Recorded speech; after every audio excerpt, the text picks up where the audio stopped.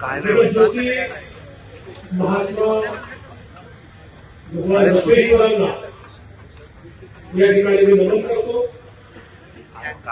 त्याचप्रमाणे संत चोखामेळा यांना देखील आज या यात्रेच्या निमित्ताने राष्ट्रसंत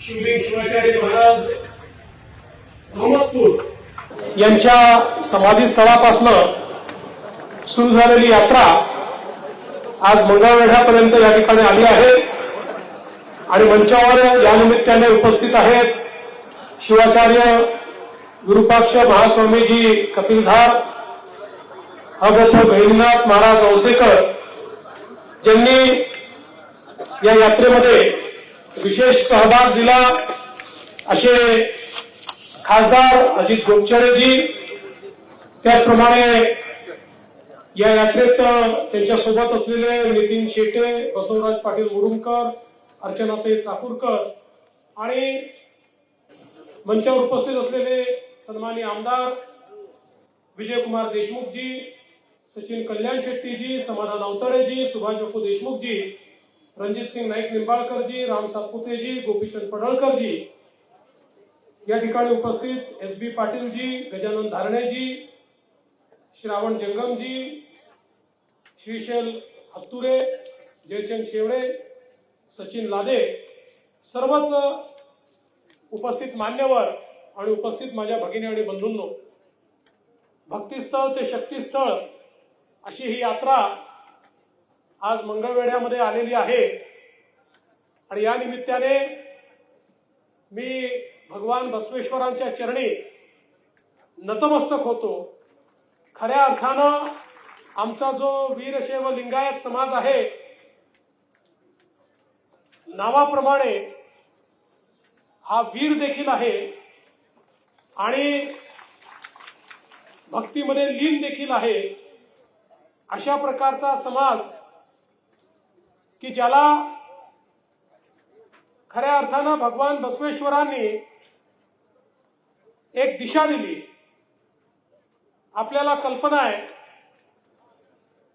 की जातीपातीनं समाजामध्ये विषमता तयार झाली होती, त्यावेळेस समतायुक्त समाज तयार करायचं काम हे भगवान बसवेश्वरांनी केलं आणि सर्व लोकांना एकत्रित आणून वीरशैव लिंगायत हा विचार सामान्य माणसामध्ये रुजवण्याचं काम त्यांनी केलं आणि त्यातून भक्तीच्या मार्गावर चालणारे आणि समतायुक्त समाजाची निर्मिती करणारे अशा प्रकारे लिंगायत समाजाचे वेगवेगळे आपले सर्व धर्मगुरू यांच्या आशीर्वादानं समाज सातत्याने कार्यरत राहिलेला आपण बघितला। आज आपण लोकशाहीबद्दल बोलतो, पण खऱ्या अर्थानं अनुभव मंटपमाच्या माध्यमातून लोकशाही काय असते, शेवटच्या माणसाचा आवाज कसा ऐकायचा असतो, शेवटच्या माणसाला बोलण्याची संधी कुठे द्यायची असते, याची अनुभूती हे भगवान बसवेश्वरांनी आपल्याला करून दिली। आणि म्हणूनच आपण नेहमी सांगतो, आपले पंतप्रधान ज्यावेळेस परदेशातही जातात त्यावेळी लोकशाहीचा दाखला देताना भगवान बसवेश्वरांचं नाव घेऊन सांगतात की युरोपपेक्षा जुनी आमची लोकशाही आहे आणि सामान्य माणसाचा आवाज हा ऐकण्याची व्यवस्था आमच्याकडे युरोपपेक्षा आधीपासनं ही तयार झालेली आहे। त्यामुळे निश्चितपणे आज या यात्रेच्या निमित्ताने आपण काही मुद्दे देखील उपस्थित केले आहेत। खरं तर भगवान बसवेश्वरांचं जे स्मारक करायचं आहे, बरेच अडथळे त्याच्यामध्ये आले। विजय मालक देशमुख सातत्याने लक्ष घालत होते, पण ते सगळे अडथळे आपण दूर करतो आणि मी तुम्हाला विश्वास देतो की ज्याप्रमाणे त्यांचं व्यक्तित्व हे आभाळा एवढं मोठं होतं, त्याला साजेसं अशा प्रकारचं त्यांचं स्मारक हे या ठिकाणी मंगळवेढ्यामध्ये आपण तयार करू आणि त्यासोबत आपण आपल्या लिंगायत समाजाकरता महामंडळ तयार केलं. त्या महामंडळाची व्याप्ती वाढवण्याचं आपण आम्हाला निवेदन दिलं होतं. मला सांगताना आनंद वाटतो, मागच्याच कॅबिनेटमध्ये त्याची व्याप्ती संपूर्ण लिंगायत समाजाकरता करण्याचं काम आपण केलेलं आहे आणि आता त्याच्या माध्यमातून मोठ्या प्रमाणात आपल्या लिंगायत समाजाच्या तरुणाईला व्यवसाय करता त्या ठिकाणी मदत करण्याचं काम हे आपण करणार आहोत. अनेक मागण्या डॉक्टर गोपछेडे आपण ठेवलेल्या आहेत.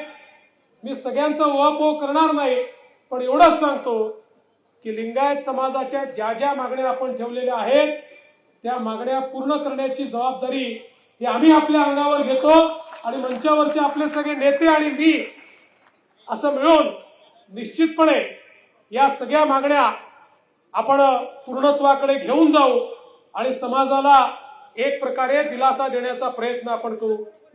मला या गोष्टीचा आनंद आहे की लिंगायत समाजाच्या मागण्यांसोबत आपण संत चोखामेळांच्या स्मारकाची मागणी देखील ठेवली. खरं म्हणजे भगवान बसवेश्वरांनी जी शिकवण दिली त्या शिकवणीमुळेच तुम्ही लिंगायत समाजाच्या मागणीसोबत संत चोखामेळांची मागणी देखील या ठिकाणी ठेवलेली आहे. खरा लिंगायत विचार जो आहे तो या मागणीच्या माध्यमातून तुम्ही समोर आणलेला आहे. म्हणून मी तुमचं मनापासून अभिनंदन करतो आणि संत चोखामेळा यांच्या स्मारकालाही 27 कोटी रुपये आपण दिले आहेत. काही अडचणी त्या दूर करतोय आणि त्यालाही जेवढा निधी लागेल तो निधी देऊन तेही स्मारक पूर्ण करण्याचा प्रयत्न आपण करू. मी आज अधिक वेळ आपला घेणार नाही, मला पुढे विमान देखील पकडायचं आहे, पण मला अतिशय आनंद आहे की आपण सगळ्यांनी ही यात्रा काढून समाजातल्या विविध लोकांची चर्चा करून समाजाचे प्रश्न समजून आणि त्या संदर्भात आपण सगळे प्रश्न मांडले आणि लवकरच या यात्रेमध्ये जे जे प्रश्न आपल्या लक्षात आले असतील त्या प्रश्नाच्या संदर्भात मंत्रालयामध्ये मी एक बैठक घेईन आणि त्या बैठकीमध्ये हे सगळे प्रश्न निकाली काढण्याचं काम आपण या निमित्ताने करू. एवढंच या प्रसंगी बोलतो आणि माझं बोलणं संपवतो. धन्यवाद. जय हिंद, जय महाराष्ट्र.